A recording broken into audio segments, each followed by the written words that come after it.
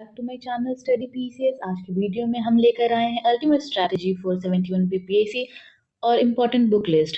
और इसमें मैंने पहले बात करी है ये सिलेबस के बारे में, पहले एक वीडियो डाला हुआ है। एग्जाम पैटर्न के बारे में मैंने बात की हुई है और कौन से सेक्शन से कितने क्वेश्चंस आने वाले हैं मैंने उसके ऊपर भी वीडियो बनाया हुआ है, तो आप प्लीज़ जाकर चेक कर लेना। और सबसे पहले ये वीडियो आपके लिए यूज़फुल होने वाला है। 71, 72 या 73 भी कोई देना चाहता है तो उसके लिए बहुत इंपॉर्टेंट है ये वीडियो, और एंड तक ज़रूर बने रहिएगा, ये बहुत यूज़फुल होने वाला है आपके लिए वीडियो। ओके, तो स्टार्ट करते हैं। सबसे पहले सिलेबस, ये वीडियो मैंने डाला है, आप ज़रूर चेक कर लेना। और सिलेबस डिटेल में है, और आपको और भी डिटेल चाहिए होगा तो मुझे आप मैसेज करना, कमेंट करना, मैं बता दूंगी। एग्ज़ाम पैटर्न क्या है? 150 मार्क्स के पेपर होते हैं, 2 घंटे का पेपर होता है जिसमें नेगेटिव मार्किंग होती है 1/3। ओके, बुक लिस्ट क्या है आगे देखेंगे, और सोर्सेज क्या है, और टॉपर स्ट्रैटेजी क्या है, और टाइम मैनेजमेंट सबसे इम्पॉर्टेंट। अगर आपको कोई भी एग्ज़ाम क्रैक करना है तो टाइम मैनेजमेंट और एक रूटीन बहुत इंपॉर्टेंट होता है। ओके, तो हम बात करते हैं सबसे पहले टाइम मैनेजमेंट के ऊपर। कैसे, how to manage your time effectively for exam. कैसे आप अपने टाइम को बचाओगे और अपने टाइम को कहाँ यूज़ करोगे। सबसे पहले fix your sleep and wake up time. Important है कि आप कब सोते हो और कब उठते हो। आपका एक क्या दिनचर्या कैसे चल रहा है वो बहुत इंपॉर्टेंट होता है। Fine, start your day, start your study 20-25 minutes after waking up. जब आप उठते हो ना, जैसे कि आपने एक रूटीन बना लिया कि हाँ आप 6 बजे उठ रहे हो, आप फ्रेशन अप हो रहे हो और आप 6:30 से पढ़ने बैठ जाओ। या अगर आप थोड़ा वर्कआउट कर रहे हो, मेडिटेशन कर रहे हो, ठीक है 7 बजे से पढ़ने बैठ जाओ। तो तुरंत अगर आप इधर उधर टाइम देते हो ना तो फिर आपका डिस्ट्रैक्शन हो जाता है। आप अपने गोल के लिए तुम रहो फोकस कि हाँ आपको भी बैठना है पढ़ने, और कोई काम नहीं करना आपने, ठीक है। अपने बॉडी के हेल्थ के लिए पक्का करो, मेडिटेशन से बहुत फोकस बढ़ता है, ठीक है। तो उठते के साथ अपना एक प्लान करो कि हाँ आज अपना क्या करने वाले हो, कौन से स्लॉट में अपने पढ़ाई करनी है। आप अपना प्लान कर लो डे, या फिर आप एक दिन पहले ही प्लान कर लो कि हाँ आपने कल क्या करना है। Okay, study in slots. कभी भी पढ़ाई करो ना तो ये मत अपने रैंडम ऐसा बुक उठाया पढ़ना शुरू कर दिया कि हाँ चलिए 5 घंटे में कंप्लीट हुआ, फिर आप कंफ्यूज हो जाए कि अगला क्या करना है। तो हमेशा अपनी पढ़ाई को ना स्लॉट्स में बांट लो, जैसे 2 घंटे 2.5 घंटे ऐसे करके पढ़ो, ठीक है। Do tough subject in morning. जैसे अपने पढ़ाई शुरू करी तो आपको जो सबसे हार्ड लगता है, किसी का साइंस हार्ड है, किसी को करंट अफेयर्स ही बहुत टफ लगता है या बोरिंग लगता है, सुबह में एनर्जी बहुत हाई होती है, तो आप सुबह में वो सब्जेक्ट ज़रूर करना। 2-2.5 घंटे करोगे, आप इतना आपका ब्रेन रिचार्ज होता है ना कि हर चीज़ आप जो पढ़ते हो ना वो बहुत अच्छे से गेन होता है, ठीक है। एंड अगर आप पॉसिबल है तो आप टाइमर यूज़ कर सकते हो कि हाँ आपने 2 घंटे या 2.5 घंटे की अपना एक स्लॉट कंप्लीट कर लिया है, अब आप बंद करो, 5 मिनट का ब्रेक लो, 10 मिनट का ब्रेक लो, नाश्ता करो, फिर आप पढ़ने बैठ जाओ तुरंत, बिना टाइम वेस्ट किए, ठीक है। तो अब हम लोग बहुत इंपॉर्टेंट बुक लिस्ट की बात करेंगे। PYQs। आप PYQs के बिना पढ़ाई शुरू मत करना। मैंने पहले वीडियो बनाई है PYQ ऊपर, मॉडर्न का, हिस्ट्री का, एंशिएंट सब कुछ मैंने कवर किया है। अगर आपको वैसी और वीडियो चाहिए तो मुझे आप प्लीज़ कमेंट करना, मैं और भी अपलोड कर दूंगी। PYQs देखो, घटना चक्र, PYQ बीपीएससी का ना एक घटना चक्र अलग से आता है, पूर्वालोकन नहीं, एक अलग से आती है वो बुक, जिसमें ऐसे स्पेसिफिक हर एक सब्जेक्ट के लिए दिया रहता है। आप वो ले लो, बहुत यूज़फुल रहता है। आप वो देख कर पढ़ोगे तो अच्छा रहेगा। एक अरिहंत की भी आती है, सॉल्यूशन के साथ आती है PYQ, सब सारे सेक्शन का, जैसे कि 69th है ना, तो ज्योग्राफी का अलग, हिस्ट्री का अलग, साइंस का अलग, सब सेक्शन वाइज 15-15, 20-20 क्वेश्चंस ना उसमें डिवाइड करके दिया हुआ रहता है, बहुत अच्छा रहता है, वो भी आप ट्राई कर सकते हो, ठीक है। PYQ की मैं सिर्फ यही दो सजेस्ट करूंगी क्योंकि ये सबसे बेस्ट है। अब 60 से लेकर 62 तक की PYQ 70 तक एनालिसिस किया है मैंने वीडियो में, वो आप करके पढ़ना। Okay, current affairs, international current affairs और बिहार करंट अफेयर्स, यहाँ से 30 क्वेश्चंस आ जाते हैं। करंट अफेयर्स कहाँ से करोगे? अभी जैसे 70 में आया था पेपर, फैक्चुअल्स थे, वन लाइनर टाइप के क्वेश्चंस थे। स्पीडी और प्रतियोगिता दर्पण बेस्ट है। देखो जेन्युइनली बोलो तो प्रतियोगिता दर्पण बेस्ट है, और उसके बाद तो स्पीडी है, क्योंकि स्पीडी सब कुछ कवर करता है और एक अच्छा कंपाइलेशन है, मैगजीन है, आप वहाँ से पढ़ोगे कंप्लीट हो ही जाएगा। बाकी आपको एडिटोरिया है, एडिटोरिया का प्लेटफॉर्म बहुत अच्छा है पढ़ने के लिए, और रिवीजन बहुत ज़रूरी है। जैसे आप पढ़ते हो ना, जैसे आपने कोई वीडियो देख ली या आपने बुक पढ़ा, 3 बार तो पक्का ही उसको आप रिवाइज़ करोगे, तभी जाकर वो ना बिल्कुल आपके दिमाग में बैठ जाता है, क्वेश्चन देखते आपको आंसर समझ आ जाएगा कि हाँ, ये इसका तो यही होने वाला है।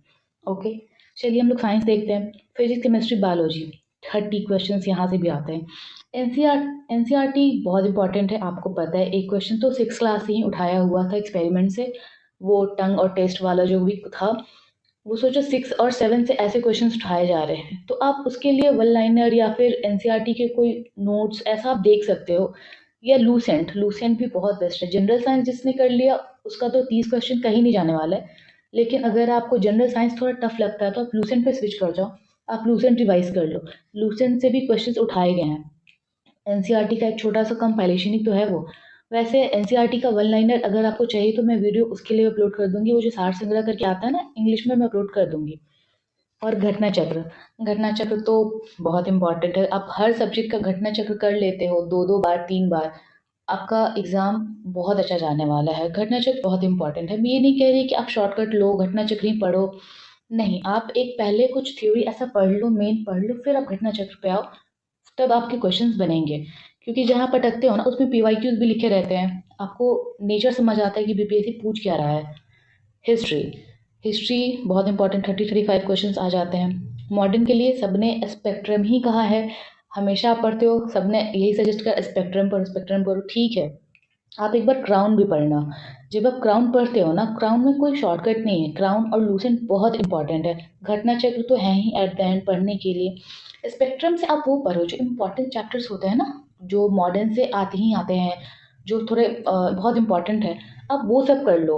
एक दो बार रीडिंग कर लो, पढ़ लो, समझ लो, फिर आप घटना चक्र करो, फिर लूसेंट से रिवाइज कर लो, आपका मॉडर्न हो जाएगा। एंशियंट के लिए भी लूसेंट है इंपॉर्टेंट, और आर्य शर्मा की बुक आती है, आप वो भी पढ़ सकते हो। अगर आपके पास टाइम है, आपको लगता है कि आप दे सकते हो, तो आप ज़रूर पढ़ो। और मिडावेल से ज़्यादा क्वेश्चंस, बहुत ज़्यादा क्वेश्चंस नहीं आते हैं, आप वो लूसेंट और क्राउन से आप वो कर सकते हो।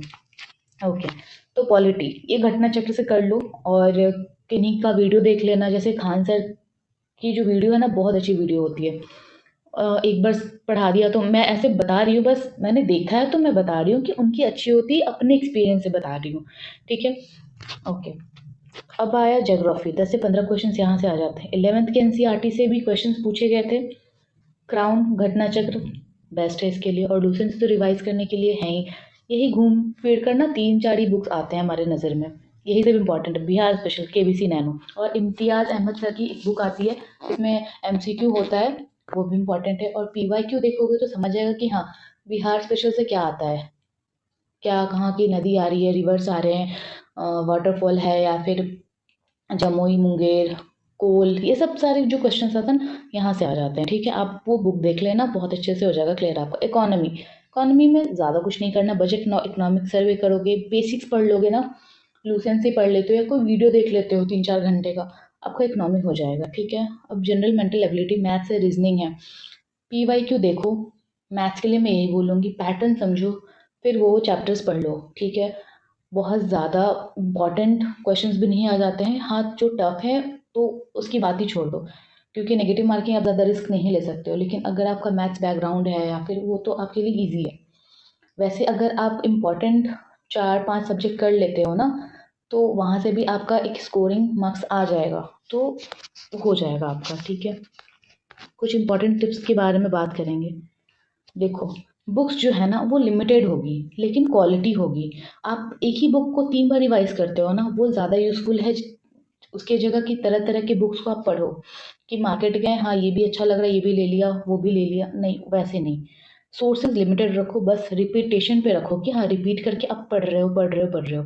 स्पेक्ट्रम है, लक्ष्मीकांत है, लूसेंट है, विजन का भी करंट अफेयर्स है, जैसे 69th में क्वेश्चंस आए हैं, उस हिसाब से विजन आईएएस की जो बुक है करंट अफेयर्स के लिए, वो बेस्ट हुआ करती थी। लेकिन अब जैसे 70 में पैटर्न चेंज हुआ है, तो प्रतियोगिता दर्पण या स्पीडी एडोटेरिया, इन लोग का कंपाइलेशन बहुत अच्छा है, आप देख सकते हो। देखो, रिवीजन इज की, ये बहुत इंपॉर्टेंट है। रिवीजन ही एक ऐसा की है जो आपको सिलेक्शन दिलाता है।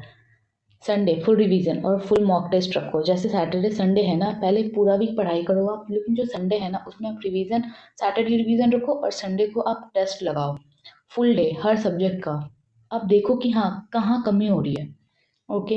आप मैंने ऐसे टिप्स में लिख लिया है कि वीकली प्लान रखो आपके मंडे टू फ्राइडे है, जो टॉपिक वाइज कॉन्सेप्ट पढ़ोगे, आप सैटरडे को टेस्ट करोगे और संडे को आप फुल मॉक देते हो और करंट अफेयर्स का रिवीजन करते हो। अगर आप अपनी पढ़ाई को ऐसे बाँट लेते हो ना, बहुत इफ़ेक्टिव होने वाली है आपकी पढ़ाई और बहुत अच्छा ऑफ कोर्स और साथ में पढ़ते हैं सिलेक्शन ज़रूर होगा। मेरी कुछ-कुछ इसमें पर्सनल एक्सपीरियंस थी जिसको मैंने इसमें दिया है और आप ज़रूर वीडियो को देखो और भी जो मैं वीडियोज़ अपलोड कर रही हूँ या फिर आपको कोई किसी बुक का भी चाहिए स्पीडी का मैं करंट अफेयर अपलोड करने वाली हूँ मंथली वाइज, तो आप ज़रूर बने रहना। थैंक यू फॉर वॉचिंग और सिलेक्शन ज़रूर होगा, साथ में बने रहिए। Okay, thank you. Like share subscribe.